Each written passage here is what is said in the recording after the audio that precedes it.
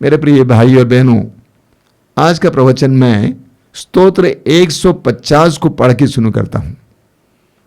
स्तोत्र 150 में लिखा हुआ है, हालेलुया, प्रभु के मंदिर में उसकी स्तुति करो, उसके महिमा में आकाश में उसकी स्तुति करो, उसके महान कार्यों के कारण उसकी स्तुति करो, उसके परम प्रताप के कारण उसकी स्तुति करो, तुरही फूंकते हुए उसकी स्तुति करो, वीणा और सितार बजाते हुए उसकी स्तुति करो, ढोल बजाते और नृत्य करते हुए उसकी स्तुति करो, तानपुरा और बांसुरी बजाते हुए उसकी स्तुति करो, झांझों की ध्वनि पर उसकी स्तुति करो, विजय की झांझों को बजाते हुए उसकी स्तुति करो, सभी प्राणी प्रभु की स्तुति करें, हालेलुया।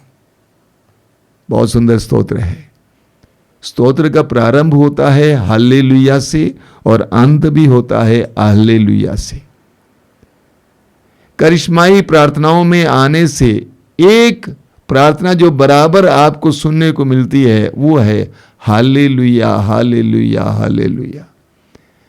हमारे आश्रम में जब पहले पहले लोग आ जाते हैं, विशेष करके जो अविश्वासी होते आते हैं, उनके समझ में नहीं आता है कि यहाँ क्या बोला जाता है, ये हालेलुया का मतलब क्या होता है, लोग समझ नहीं पाते हैं। हालेलुया इब्रानी भाषा है। इब्रानी भाषा में हालेलुया, हालेल का मतलब स्तुति, हालेलू का मतलब स्तुति करो, या का तात्पर्य यावे, यहोवा, प्रभु, यानी प्रभु की स्तुति करो। तो हालेलुया का तात्पर्य है प्रभु की स्तुति करो। हालेलुया नहीं है बल्कि हालेलुया। हालेलुया का तात्पर्य प्रभु की स्तुति करो। बड़ी रोचक बात है कि स्तोत्रों में बार बार हमें पढ़ने को मिलता है प्रभु की स्तुति करो, स्तुति करो, स्तुति करो, स्तुति करो। आदेश दिया जाता है, प्रभु की स्तुति करने के लिए आदेश दिया जाता है। थिस्सलुनीकियों के पहले पत्र की अध्याय 5 वाक्य 16 से 18 तक संत पौलुस कहते हैं, आप हर समय प्रसन्न रहें, निरंतर प्रार्थना करते रहें और सब बातों के लिए ईश्वर को धन्यवाद दें।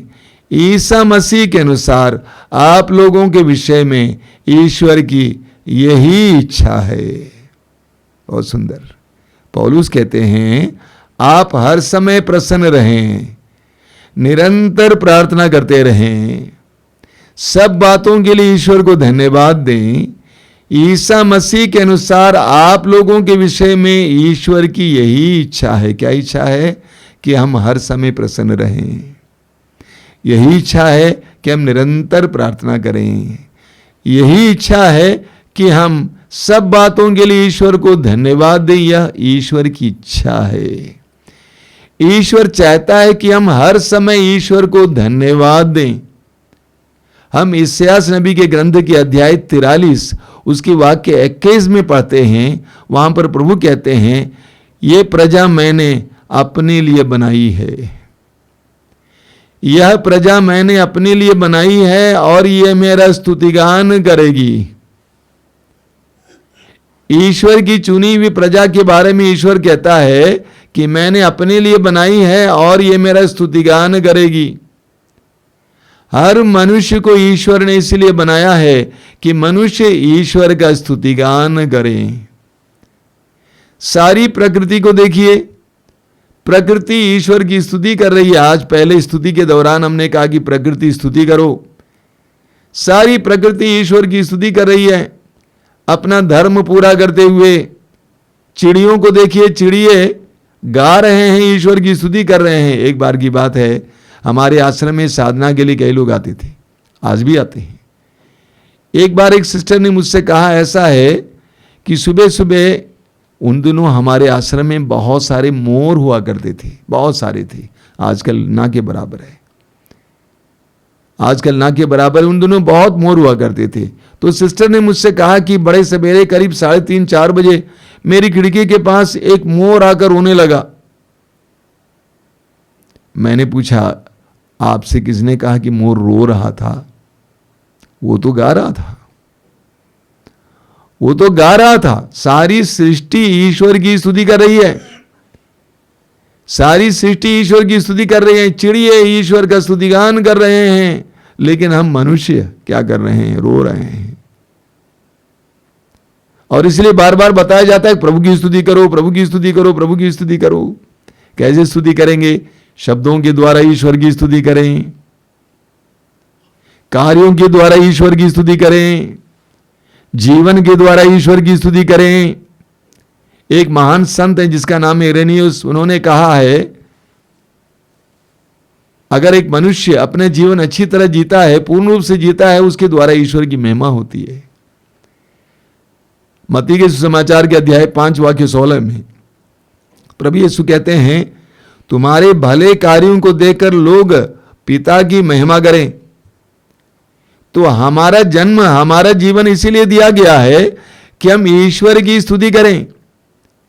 अपने जीवन के द्वारा, अपनी बोली के द्वारा, अपने कार्यों के द्वारा ईश्वर की स्तुति करें। हमारे जीवन को सफल बनाकर ईश्वर की स्तुति करें। यिर्मयाह अध्याय 29 वाक्य 11 में प्रभु कहते हैं तुम्हारे लिए निर्धारित योजनाएं मैं जानता हूं। तुम्हारे लिए हित की योजनाएं, हित की नहीं, तुम्हारे लिए आशामय भविष्य की योजनाएं। ईश्वर के मन में हमारे लिए योजनाएं हैं। उन योजनाओं को पूर्ण करते हुए हम प्रभु की स्तुति करते हैं। इसलिए जब हम जीवन में सफल हो जाते हैं तो क्या करते हैं? हम प्रभु की स्तुति करते हैं, प्रभु की महिमा करते हैं। लेकिन जब सब कुछ सही सलामत है उस समय प्रभु की स्तुति करना बहुत आसान है।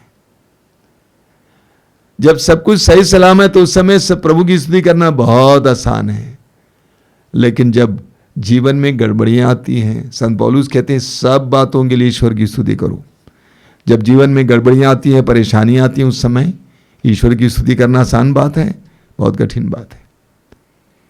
हमारे आश्रम में हर रविवार को सत्संग होता है, हर बड़े शनिवार को, सेकंड सैटरडे को सत्संग होता है और लोग बड़ी संख्या में साक्ष्य सुनाने के लिए आते हैं।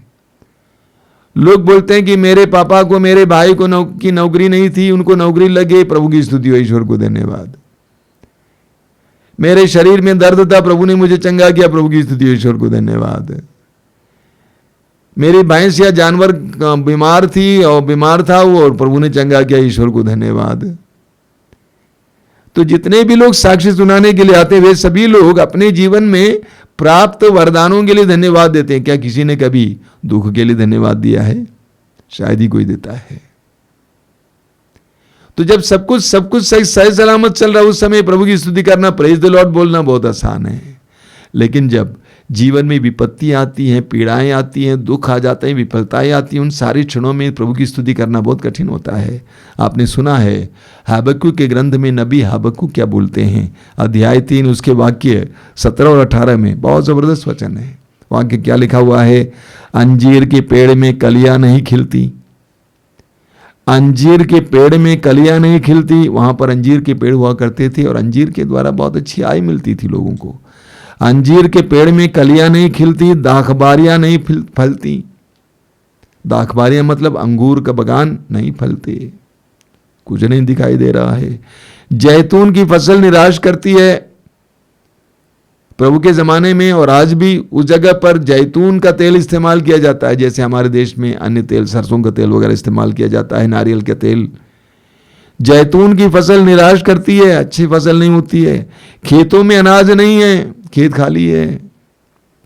भेड़ बकरियों की संख्या कम होती गई है, भेड़ बकरियां मर गई हैं, एक के बाद एक मर गई हैं।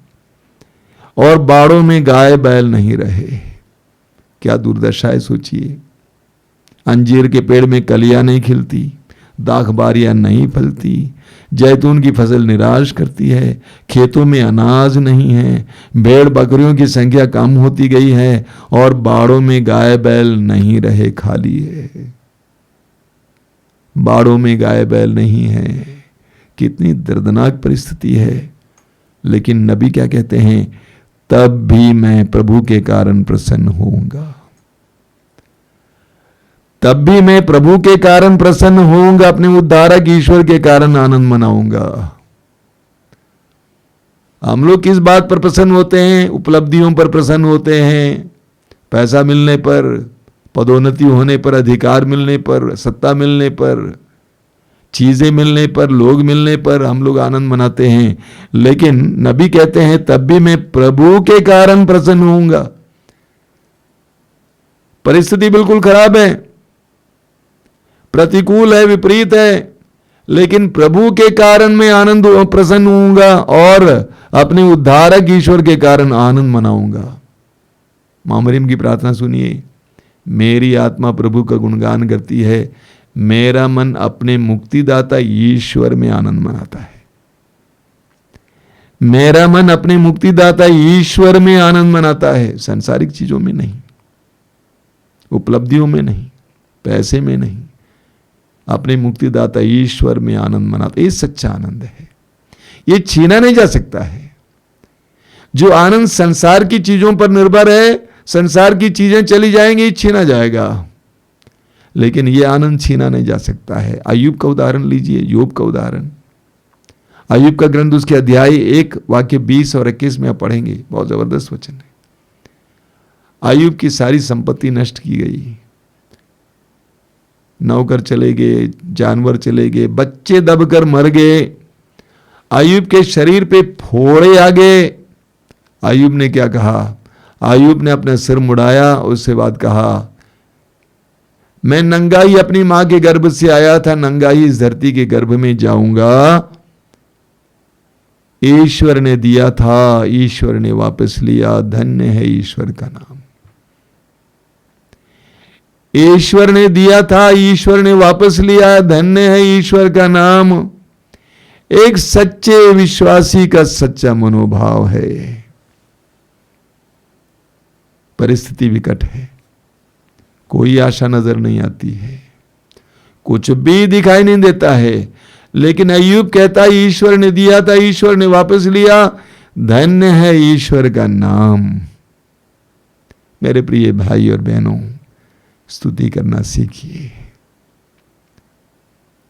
जीवन की हर परिस्थिति के लिए स्तुति करना सीखिए। सुख के लिए, सफलता के लिए, आनंद के लिए प्रभु की स्तुति करना सीखिए। दुख के लिए, विपत्तियों के लिए, संकट के लिए ईश्वर प्रभु की स्तुति करना सीखिए।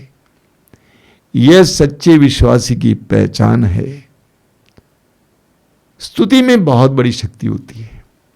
बार बार हम बताते हैं, स्तुति में बहुत बड़ी शक्ति होती है। स्तुति के दौरान हमारे बंधन खुल जाते हैं।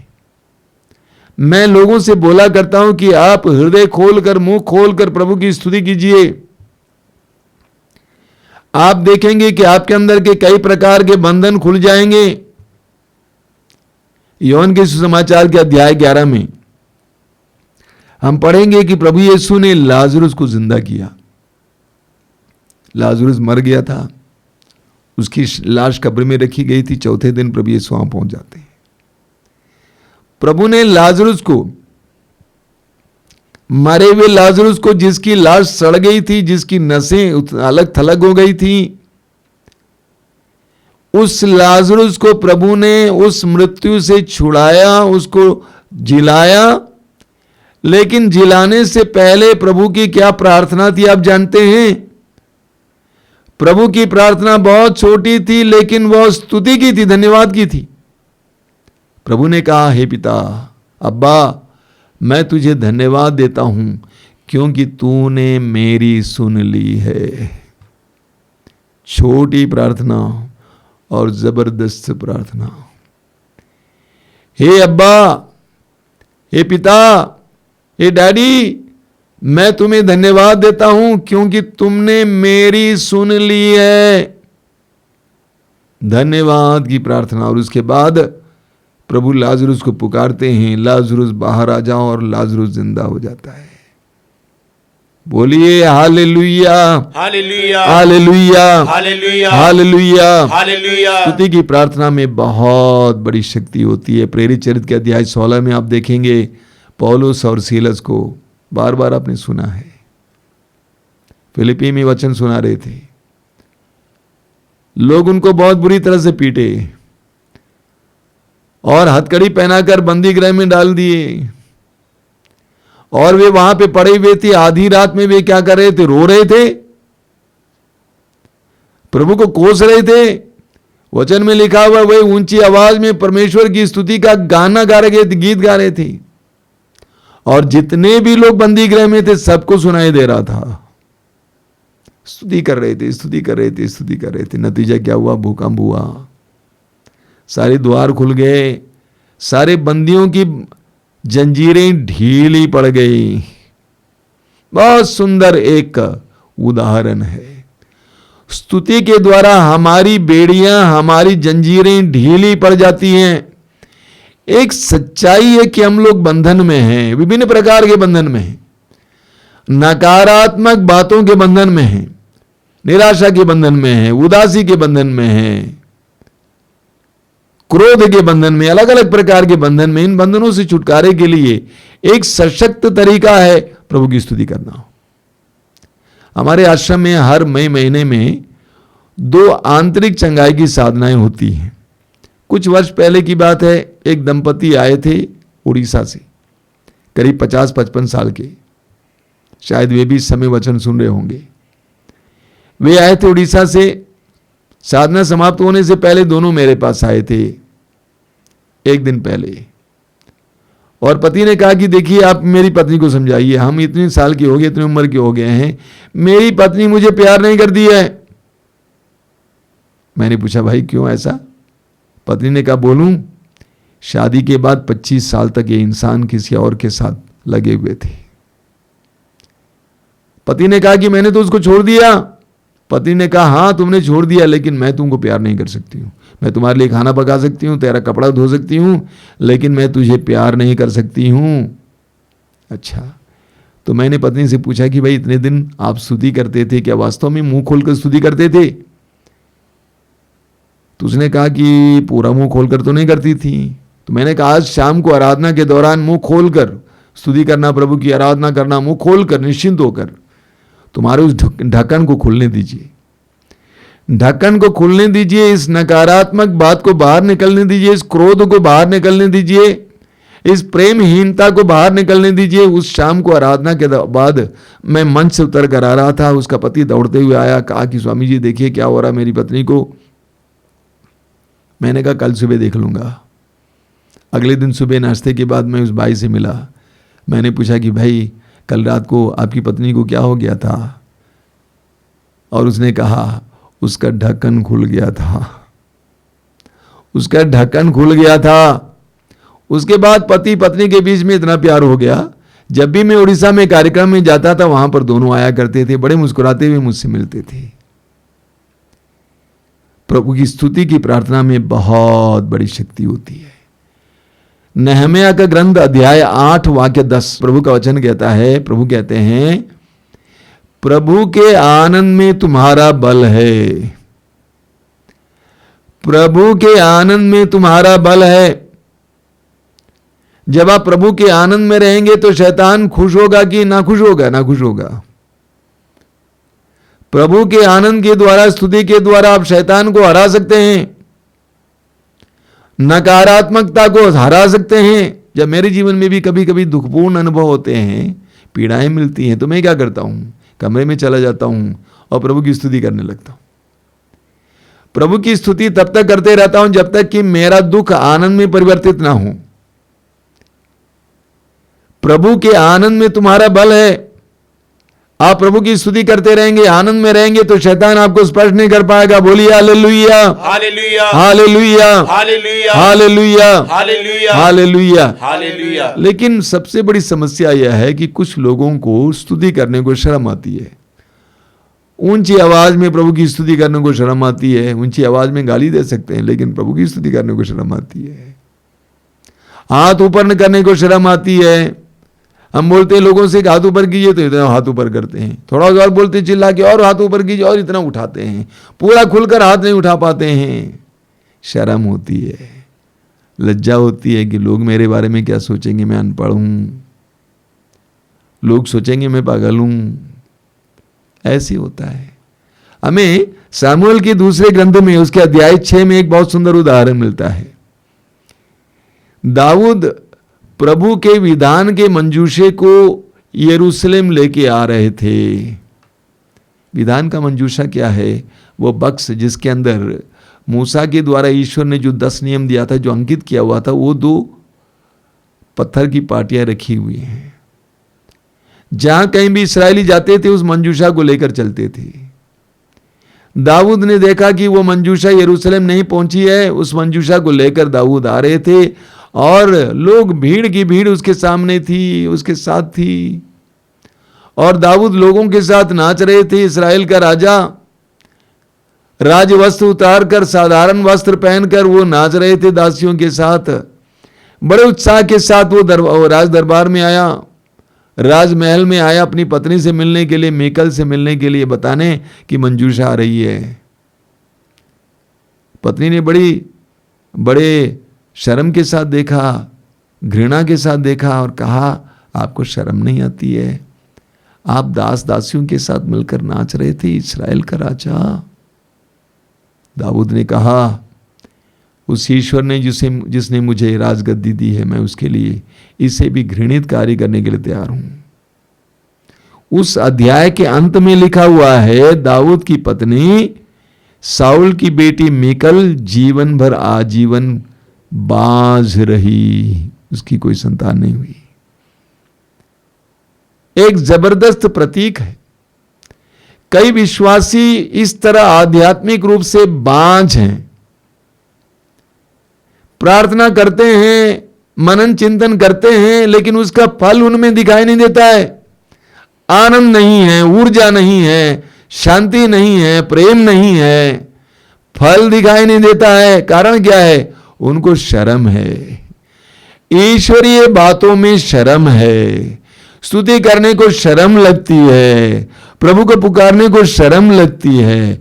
कुछ लोग ये भी सोचते हैं ये तो गलत तरीका की प्रार्थना है, ये तो गलत तरीके की प्रार्थना है, तो शांति से प्रार्थना होनी चाहिए, ये क्यों चिल्लाहट है, स्तुति क्यों होती है? कुछ लोग मुझसे पूछते हैं कि इतनी जोर से आप लोग क्यों चिल्लाते हैं, क्या ईश्वर के कान नहीं होते हैं क्या? ईश्वर को सुनाई नहीं देता है क्या? हम उनको बताते हैं, हम इसीलिए चिल्ला नहीं रहे हैं कि ईश्वर के कान नहीं होते हैं, ईश्वर को सुनाई नहीं देता है, बल्कि हम इसीलिए चिल्ला रहे हैं क्योंकि हम ईश्वर के सानिध्य का त्योहार मना रहे हैं। जब कोई बड़ा आदमी, कोई नेता आपके बीच में आ जाता तो लोग चिल्लाते हैं जय जय जय। उसी तरह हम विश्वास करते हैं कि वो जीवित प्रभु हमारे बीच में है, इसीलिए हम उनके लिए जय जयकार कर रहे हैं। बोलिए hallelujah, hallelujah, hallelujah, hallelujah, hallelujah. Hallelujah. स्तुति की प्रार्थना गलत प्रार्थना नहीं है। 150 स्तोत्र हैं बाइबल में। 150 स्तोत्र में सबसे ज्यादा स्तुति, आराधना और धन्यवाद के स्तोत्र हैं। सबसे ज्यादा स्तुति, आराधना और धन्यवाद के स्तोत्र हैं। मूसा के नेतृत्व में इस्राएली जनता ने लाल समुद्र पार किया। पार करने के बाद मूसा ने क्या किया? ईश्वर की स्तुति की। पहला काम ईश्वर की स्तुति करना। दानियल के ग्रंथ के अध्याय 3 में हम पढ़ेंगे, दानियल के 3 मित्र भट्टी में डाले गए थे क्योंकि उन्होंने उस स्वर्ण की मूर्ति की आराधना नहीं की जिसको राजा ने स्थापित किया था। जलती हुई भट्टी में डाले गए थे, लेकिन वे लोग क्या कर रहे थे? वे प्रभु की स्तुति कर रहे थे, प्रभु की स्तुति करने लगे। इस कदर स्तुति करने लगे कि उनके चारों ओर ठंडी हवा चल रही थी।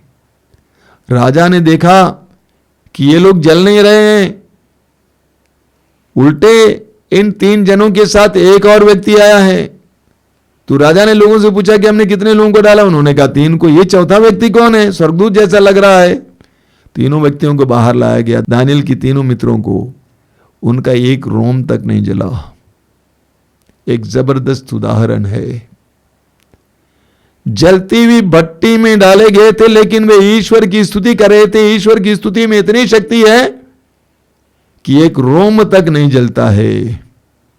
उनके चारों ओर आग थी, लेकिन एक रोम तक नहीं जलता। उसी तरह जब जीवन की विपत्ति रूपी भट्टियों में, दुख रूपी भट्टियों में हम डाले जाते हैं, हम गिर जाते हैं, उन क्षणों में हम प्रभु की स्तुति करने लगते हैं, तो हमारा भी कुछ नहीं होगा, कुछ नहीं बिगड़ेगा। बाइबल में बहुत सारे उदाहरण हैं। सामुएल की मां हन्ना का उदाहरण लीजिए। हन्ना को एक संतान मिलती है, हन्ना स्तुति करने लगती है। नबियों को लीजिए, नबी स्तुति करते हैं ईश्वर की। जकरिया को लीजिए, जकरिया ईश्वर की स्तुति करते। मां मरियम को लीजिए, मां मरियम में हन्ना की तरह प्रभु की स्तुति करती है। प्रभु यीशु स्वयं ईश्वर की स्तुति की है। शिष्यों ने प्रभु की स्तुति की है। प्रभु की स्तुति हमारे लिए एक जबरदस्त प्रार्थना है। Hallelujah, hallelujah, hallelujah, hallelujah, hallelujah, hallelujah, hallelujah. Hallelujah. इसलिए एक विश्वासी को प्रभु की स्तुति करना चाहिए और हर समय उसका जीवन स्तुति से भरा रहना चाहिए। वास्तव में एक विश्वासी का जीवन एक यज्ञ या बलिदान बन जाता है। हमें स्तुति को बलिदान कहा गया। स्तोत्र 50 उसके वाक्य 23 में कहा गया, प्रभु कहते हैं जो मुझे स्तुति का बलिदान चढ़ाता है वही मेरा सम्मान करता है। जो मुझे स्तुति का बलिदान चाहता है वही मेरा सम्मान करता है। स्तुति एक बलिदान की तरह है। जिस तरह यज्ञ का धुआं ऊपर की ओर जाता, उसी तरह स्तुति की आवाज ईश्वर के सिंहासन की ओर जाती है। स्तुति एक बलिदान है। हम पढ़ेंगे इब्रानियों के नाम संत पौलुस के पत्र के अध्याय 13 उसके वाक्य 15 में संत पौलुस कहते हैं, हम ईसा के द्वारा ईश्वर को स्तुति का बलिदान अर्थात उसके नाम की महिमा करने वाले होंठों का फल निरंतर चाहना चाहते हैं। इस वचन को और एक बार सुनिए। पौलुस क्या कहते हैं? हम ईसा के द्वारा ईश्वर को स्तुति का बलिदान अर्थात उसके नाम की महिमा करने वाले होंठों का फल निरंतर चाहना चाहते हैं। प्रभु की स्तुति करने वाले होंठों का फल, आवाज निरंतर चाहना चाहते हैं। कुरिन्थियों के दूसरे पत्र के अध्याय 4 उसके वाक्य 15 में, कुरिन्थियों का दूसरा पत्र अध्याय 4 वाक्य 15 में संत पौलुस मसीहियों को एक नया नाम देते हैं। क्या नया नाम है? धन्यवाद की प्रार्थना करने वाले। पौलुस कहते हैं कि मसीहियों के एक दूसरा नाम है धन्यवाद की प्रार्थना करने वाले। पौलुस कहते हैं मैं इतने सारा त्याग, तपस्या और पीड़ाएं झेलता हूं ताकि धन्यवाद की प्रार्थना करने वालों की संख्या बढ़े। एक विश्वासी को पौलुस कहते हैं कि वो धन्यवाद की प्रार्थना करने वाला है। मेरे प्रिय विश्वासी भाइयों और बहनों, मसीही भाइयों और बहनों, हम अपने संपूर्ण जीवन को ईश्वर की स्तुति का बलिदान बढ़ाएं। हमारे होंठों से प्रभु की स्तुति हो, हमारे कार्यों से प्रभु की स्तुति हो, हमारे जीवन के द्वारा प्रभु की स्तुति हो। विशेष करके आज से हम अपने दुखों को स्तुति में परिवर्तित करने का प्रयास करें। हमारे दुखों को स्तुति में परिवर्तित करने का प्रयास करें। प्रभु यीशु ने कहा तुम्हारा शोक आनंद में बदल जाएगा। हम स्तुति के द्वारा, धन्यवाद के द्वारा अपने दुखों को आनंद में बदल दें। ये हमारे लिए एक जीवन शैली होनी चाहिए। हमारे जीवन में कोई ना कोई विपत्ति, पीड़ा, दुख, समस्याएं जरूर आएंगी। उन सारे क्षणों में हमें प्रभु की स्तुति करना सीखना है। हर परिस्थिति में प्रभु की स्तुति करना सीखना है। हमारी स्तुति के द्वारा ईश्वर की महिमा हो। आइए हम अपनी आंखें बंद रखें। प्रभु को धन्यवाद देंगे आज के सुंदर समय के लिए। प्रभु के इन पवित्र वचनों के लिए धन्यवाद देंगे। प्रभु से कहेंगे कि प्रभु तेरे पवित्र वचनों के द्वारा तूने हमें एक नई भाषा सिखाई है, एक नई प्रार्थना सिखाई है, एक नई जीवन शैली सिखाई है। दुख पीड़ाओं में भी तुझे धन्यवाद देने की जीवन शैली। प्रभु यीशु धन्यवाद देते हैं इन पवित्र वचनों के लिए जिसके द्वारा तूने हमारी बुद्धि को प्रकाशित किया है। मैं इस समय प्रार्थना करता हूं इन वचनों को सुनने वाले मेरे भाई बहनों के लिए, जीवन के हर एक पल में तेरी स्तुति करने के लिए कृपा दीजिए। स्तोत्रकार कहता है कि मेरा कंठ निरंतर तेरी स्तुति करेगा, मेरा कंठ निरंतर तेरी स्तुति करेगा। निरंतर प्रभु की स्तुति करने के लिए एक एक भाई बहन को कृपा दीजिए यीशु। विशेष करके जीवन के कठिन से कठिन परिस्थितियों में तेरी स्तुति करने के लिए उनको सिखाइए।